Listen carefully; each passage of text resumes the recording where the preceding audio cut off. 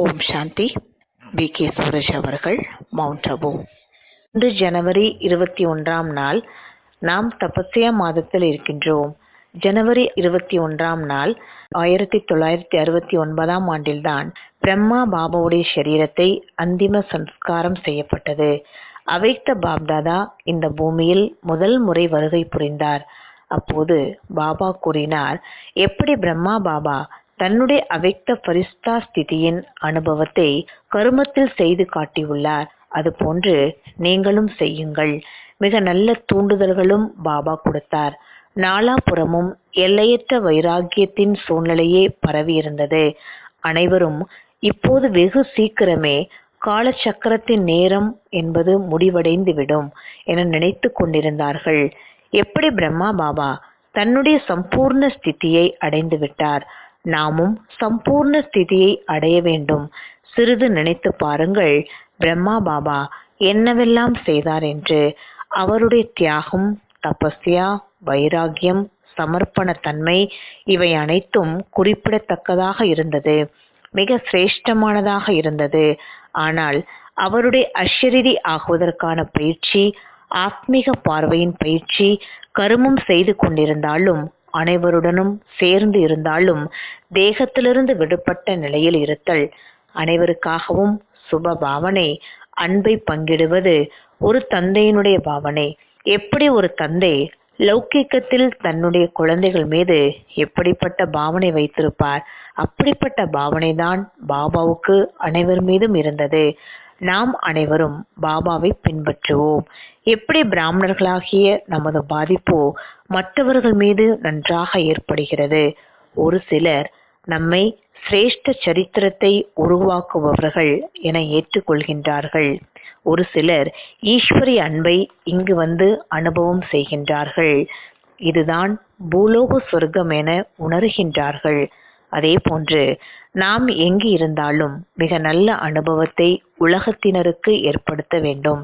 நீங்கள் தன்னுடைய அலுவலகத்திலோ, வியாபாரத்திலோ, இல்லறத்திலோ எங்கு இருந்தாலும் உங்களுடைய நல்ல ஸ்திதியின் பாதிப்போ மற்றவர்கள் மீது ஏற்படத்தான் வேண்டும். நடத்தை மற்றும் முகம் உலகத்தினருக்கு மிக நல்ல அனுபவத்தை ஏற்படுத்த வேண்டும். அவர்கள் வாழ்க்கை என்றால் இவர்களை போன்றுதான் வாழ வேண்டும், மகிழ்ச்சி என்றால் இப்படித்தான் வாழ வேண்டும், சரளமான டென்ஷனற்ற வாழ்க்கை என்றால் இது போன்ற வாழ்க்கை, வாழ்க்கையில் அமைதி, அன்பு என்றால் இப்படித்தான், குடும்பத்தில் ஆனந்தம் இவர்களை போன்று என்ற பிரபாவம் அவர்களுக்கு ஏற்படத்தான் வேண்டும். அதற்காக நமது தபஸ்யா மிக நன்றாக இருக்க வேண்டும். ஏனெனில் தபஸ்யா இல்லாமல் சிரேஷ்ட தாரணைகள் வாழ்வில் ஏற்பட முடியாது. தாரணைகளை தெரிந்து கொள்வது தனிப்பட்ட விஷயம்.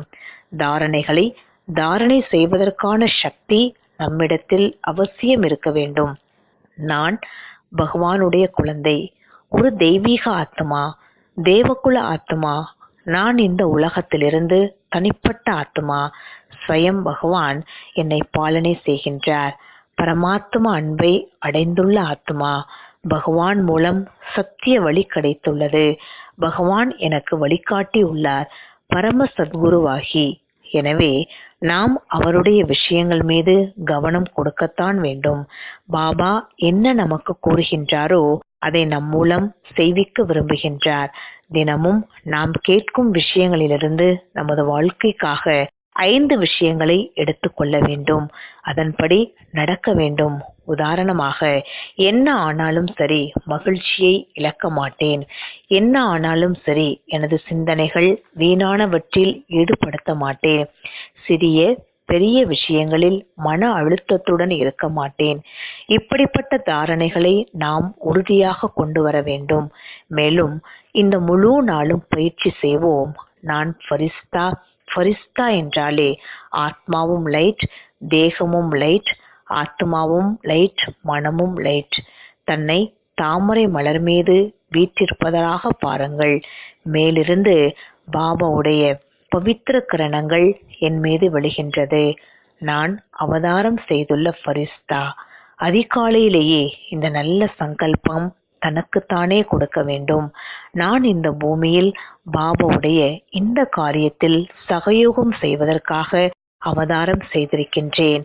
பரமாத்ம சக்திகள் என் கூடவே இருக்கின்றது. இன்று நான் ஃபரிஸ்தா என்ற பயிற்சியை 108 முறை செய்வோம். ஓம் சாந்தி.